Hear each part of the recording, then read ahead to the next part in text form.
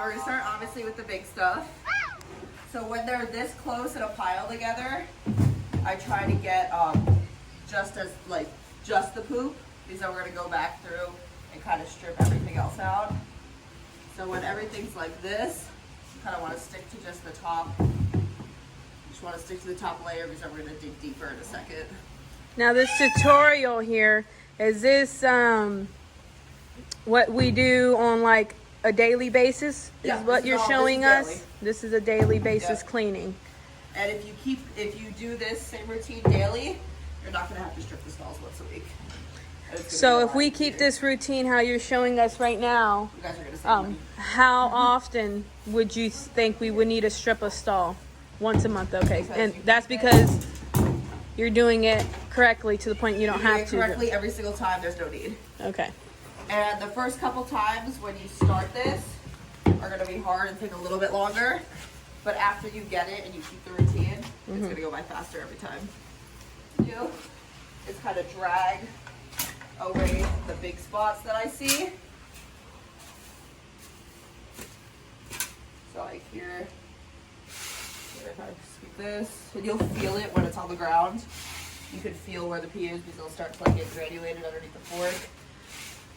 Now I recommend our staff here at Critter Creek to wear a mask. The only reason Holly's not wearing a mask is so I can hear her in the video. Right, so there's a big pee spot right there. So what I like to do is kind of take the top layer off just a bit and kind of throw it so you can see it and see what you're working with and see how big it is before you just start scooping randomly.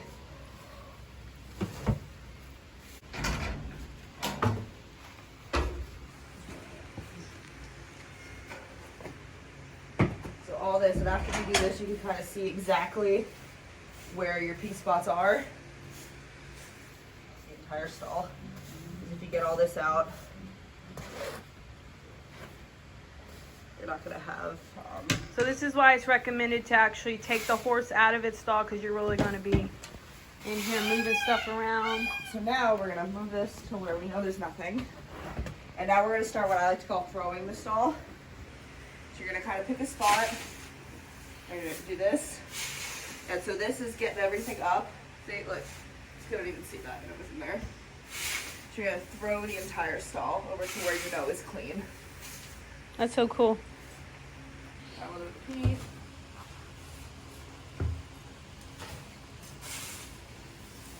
Smell that ammonia? Yeah. Oh, there we go. So if you find something like that, you see it, you're gonna flip over your fork so you don't lose all that. You don't recover it.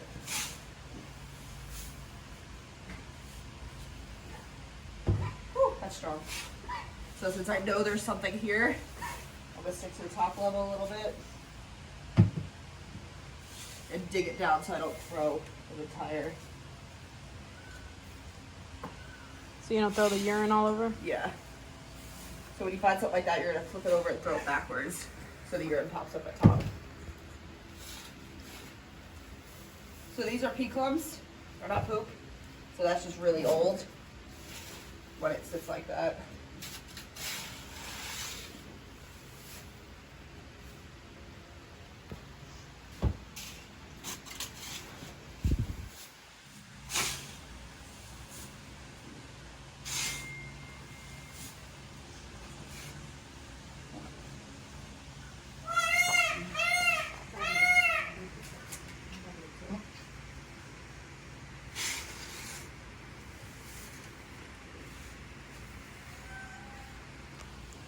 I really don't think there could be anything in there. That's really surprising. Alright, so now that we kind of got the whole top layer exposed, let's find that gem.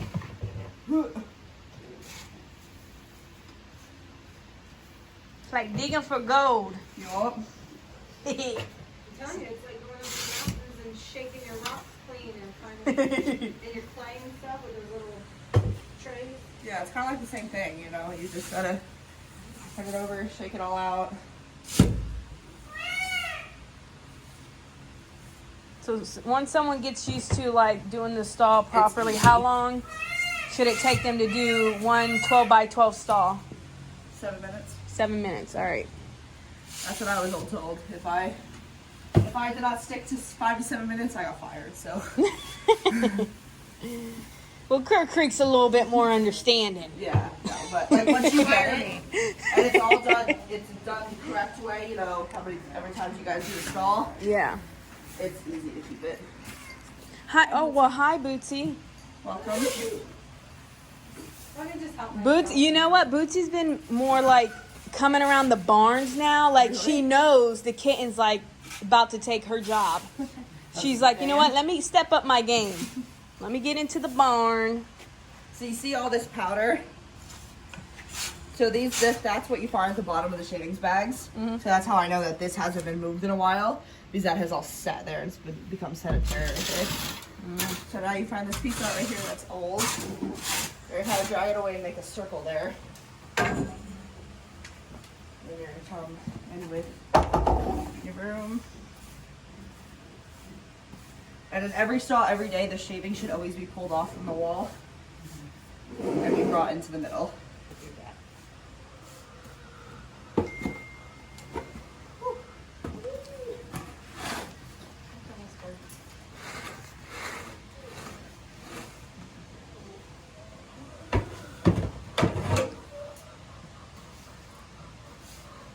Hello.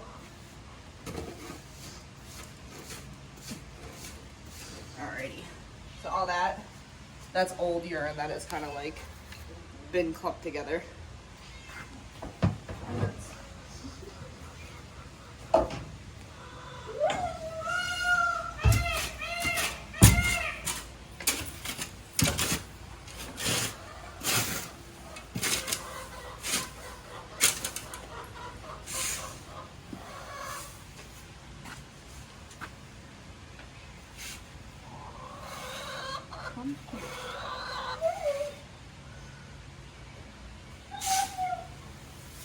So that I have a clean spot right here, I'm gonna use that to start throwing.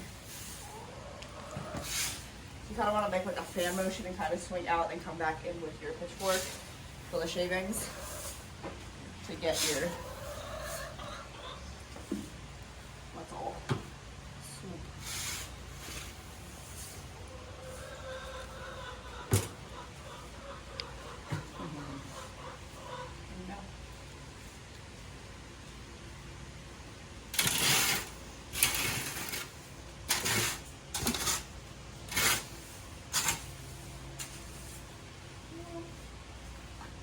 No. Alright. Alright, well, excuse me, Bootsy.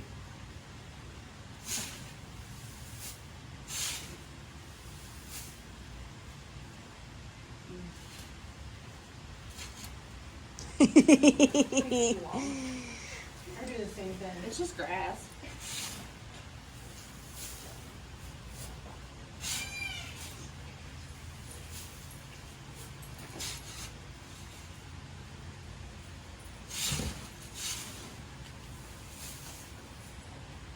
Like old hay and everything like that.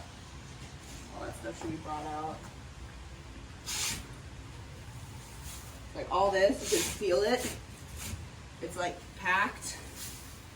So even if you only have what, let's say probably there's like 2.5, 3 bags of shavings in here. If you fluff it, it's gonna make it look like there's 5 in here. Because it's not compact. It's all fluffed up. So you can take an old ratty looking stall that has 2 bags of shavings in it and double the size of it just by uncompacting it.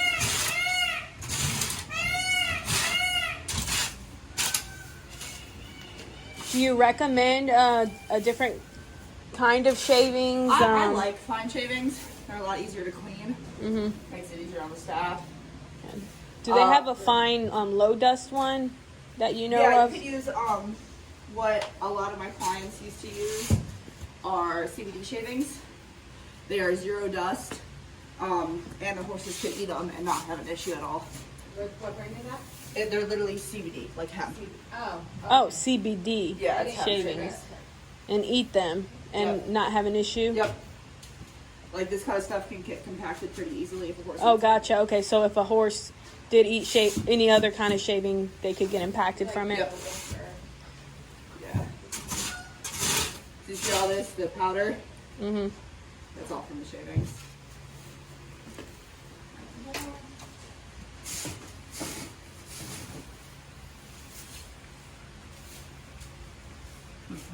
Sneaky little jerks.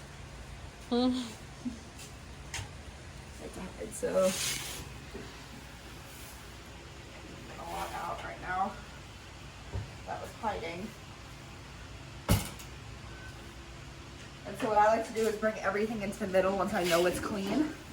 So I'll kind of throw it on to the sides at first. And once I know that this whole pile is clean, then I'll move on. Was that trash can empty by chance when you started? Yeah, it was empty. Okay, I just want to see where we're at with how much we've taken out. Okay. And that is all pee and I'm very good about not wasting shavings. So that is pretty much all the pee and poop right there. So one of the most important places to clean regularly is underneath the water bucket, especially of course a splash, because that stuff can get moldy so fast. So what I'll do is I'll kind of make like a barrier of where I'm going to be so I can start working on the water bucket. There we go.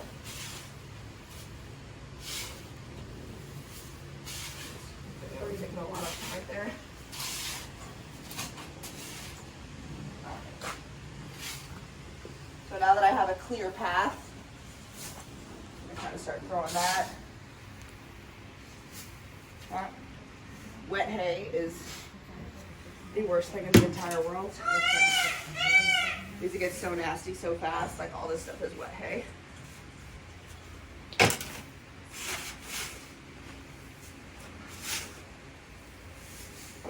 Yep, that's good.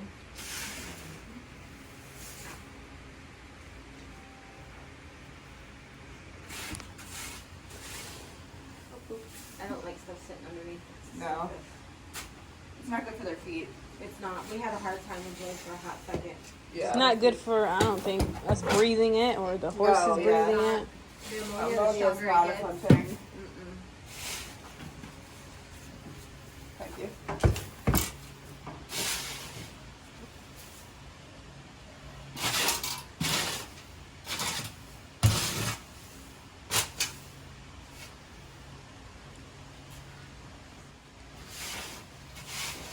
But all this stuff is so compacted. This is all old hay. Yeah. Your bugs starting to. There was just a bug on it. So what I like to do is not put any shavings underneath the water buckets, just because it makes it a lot easier to clean. And so like all this, like this dirt, Mm-hmm. That's it over there in that corner. yep.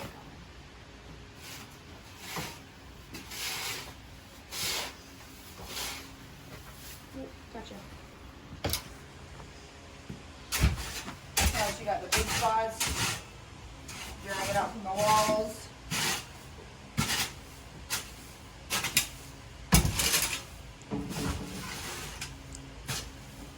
So when I do stalls with horses that have runouts, I like to keep a square about this big. Mm-hmm. That does not have shavings in it. Me too. Just because it runs out, and especially since how wet it is right now, Mm-hmm. it's all just gonna get everywhere. So, last spot underneath another water bucket. So the horses really aren't in these stalls long, so you really shouldn't, like there's no reason to get a full wheelbarrow or bucket out of every stall, because they're not in here long enough to justify that. So after thoroughly cleaning this stall this way, the areas that should have no shavings is around the water bucket, in front Around of the door. back door, the front door, and the feed. Okay. So you really want your majority of the shavings to be in the center, because the horses, when they lay down, when they roll, will kick it out. So if you start out in the center where they lay down, in the middle, it's going to be the heaviest.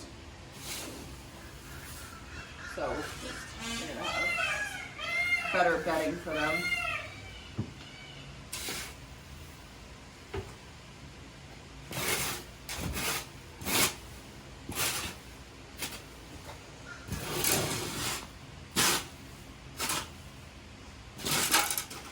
So that is what it should look like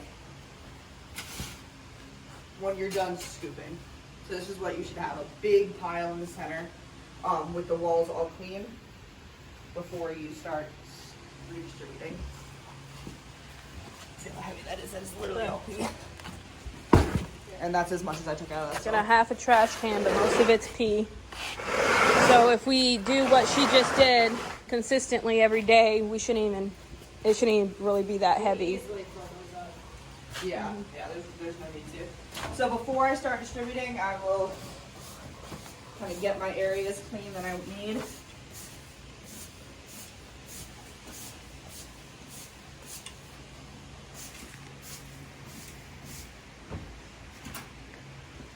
Have one.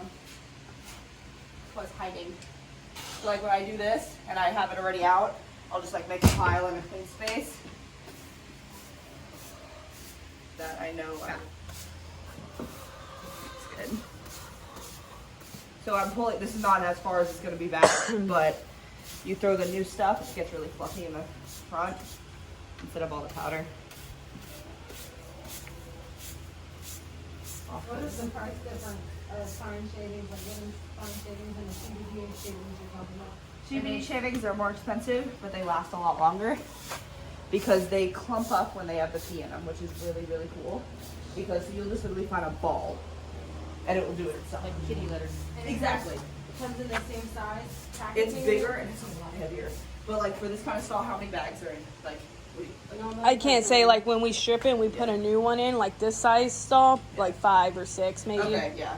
So you'll only have to put in like 1 or 2.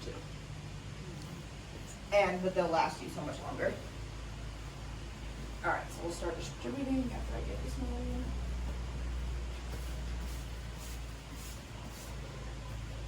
What do you use, like PMZ? Huh? PMZ for the powder? No, for the powder. Oh yeah. Yeah.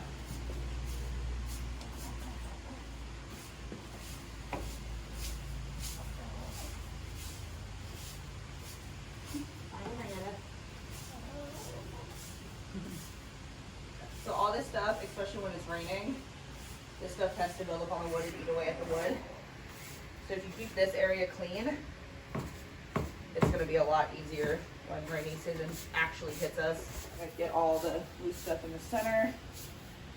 And then so this stuff, if there's never shavings right here, this will never be an issue for this all to be clean. And nice. All right, redistribution time. So this is the exact same procedure that I was taught at multi-million-dollar barns working with multi-million-dollar horses. And this is the same procedure that they all use. Keeps the horses happy, healthy, and safe. These are not slipping on anything. Not getting hurt when they're in their stalls. They're constantly happy.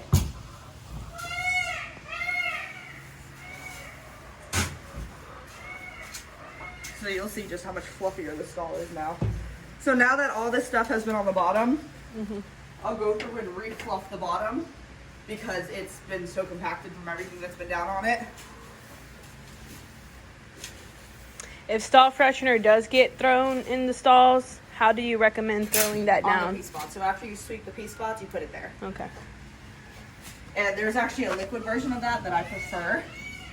It's a lot faster. It's like just like a pump thing. You just spray it exactly where it needs to be, Okay. and it gets soaked into the mats. And it's something that you can use on the walls too.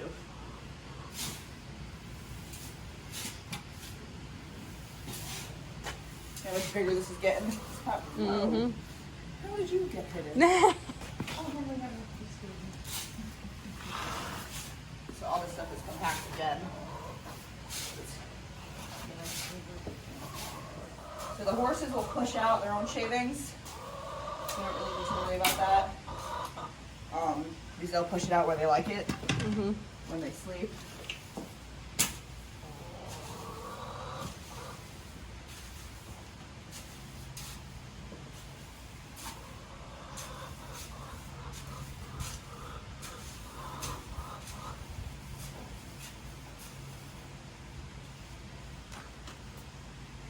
cut their own. I mean, Yeah.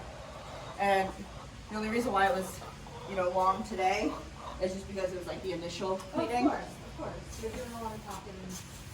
Yeah. But it's worth, even if it's longer than 7 minutes, it's worth it. You have mats for a reason. I love using lines to kind of make your boxes. Mhm. Lines are my favorite thing in the world, so I'll kind of just come on up here. Just kind of use that line fairly generously to get Maya where it needs to be. So, let me say, it's pretty good. So what I like to do is just do like the shoulders and everything like that to make it pretty. You just go through the top, the back of your rake, and just kind of fill in. And just kind of do that. That is one very clean smell. Smells better. Good job. Thank you. I've never been. So when you add shavings, new shavings, so all this is stuff that could be taken out, like the bottom layer stuff that can be taken out tomorrow or the next day. So when you add new shavings, you want to pull it up onto the sides. So that's what we like to call banking the stalls, is when you kind of add it to the outside, because then you're going to go in tomorrow or the next day. Because what you get up off the wall, you're putting in the center. Yep. So this is going to be your new stuff. So this is the beginning stages of banking a stall. I'll normally put like 3 up here. But so this is what you're going to be using in the next couple days. And also when they roll, keep them from hitting the wall.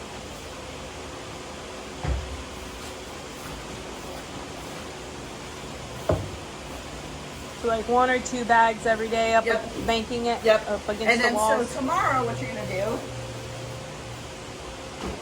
is you are going to use this.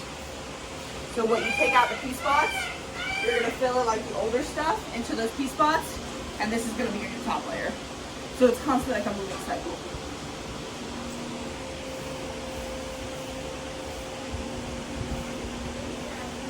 And it makes it look pretty. Yes. There you go. So that's a lot of stalls, you'll see it. And they'll be banked the whole way around. That high. Ridiculous. So this, I guarantee you, they're not really going to touch this. And so that's what you're just going to use it as your top layer.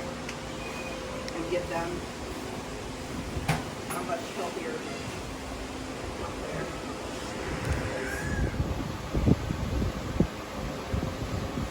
Once you get all the little pieces out, pick a side, make sure there's no heat in there, all the clean shavings, you sift through it, then anything dirty on the other side, throw it on that side, and in a pile. Okay. No, I didn't have another one to use, so I had to stack it on top. So now what I was just now doing is breaking from the wall where you know if there's pee. Okay. Kind of dig it all the way down and getting that dirt out from underneath. There you go. So it was running it down to the dirt layer. So that red stuff is pee that's been there for a while. And that is really when dirt and ammonia mix is the most disgusting thing ever. Is that what it does there? Yeah, so that's what that's where your I've never intense seen ammonia. that. Yeah, that's what your intense ammonia smells come from. I have Pregnancy probably got you. I have learned how to breathe through my mouth because of this. Because of doing stalls so much. Oh, look at it. It's just nuts. Yeah. So stuff festers in there so easily. So what you want to do is kind of make yourself like a path of where, like, to separate the dirty shavings from the clean shavings. Because right there in that back corner is clean. Okay. So you want to kind of drag it towards the nasty. This over Yeah, here. yeah, yeah, And yeah. it appears that's Star's favorite pea spot. So what do you mean by dry? You want me to cut it? Separate. Yeah. So you're gonna kind of come in like this and separate from the original stuff. Right now, he's in my way. So we'll do that. Okay. Not worried about the little piece right now. But like all this.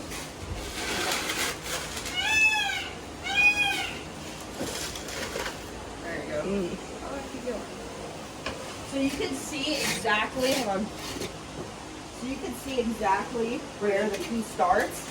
You see it right here. You have that like definitive line of where it ends. See right here. So you'll kind of follow the circle around. And I guarantee you it goes all the way back in here. And then you kind of make that circle and go from there. So before you scoop, I like to get what I know is clean up top. Okay. Get all that off, and then go in from there and kind of finish your circle off. And get so you just have a massive pile of pee instead of getting clean shavings.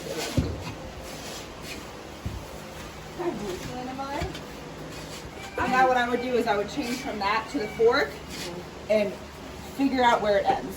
So you see it's still right here because you can see it underneath. So you figure out where it ends and then you push all the clean stuff back. See, it's still right there. So you're gonna keep pulling back more and more and dig a little bit deeper every time, just going down. Like And you can down. just feel it. If you know it's here, so you want to start digging like here. And see if that's where it ends. Yep, so it ends there, so you can kind of go a little bit more in, until you hit it. And then that's how you're going to make your circle. Yep, so it's there. So this is pretty much going to be your circle. Now you want to come in this side. Yep, so that's all pee right there.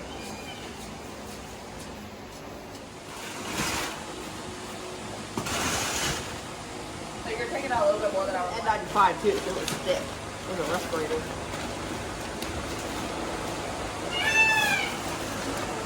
So ideally what I would do is just come along here. Yep, yeah. Yeah, that's how I want it. Perfect. And then, so you could do the whole, this all needs to be done too. Yeah. Yep. So everywhere that there's pee, that stuff needs to touch. Yep.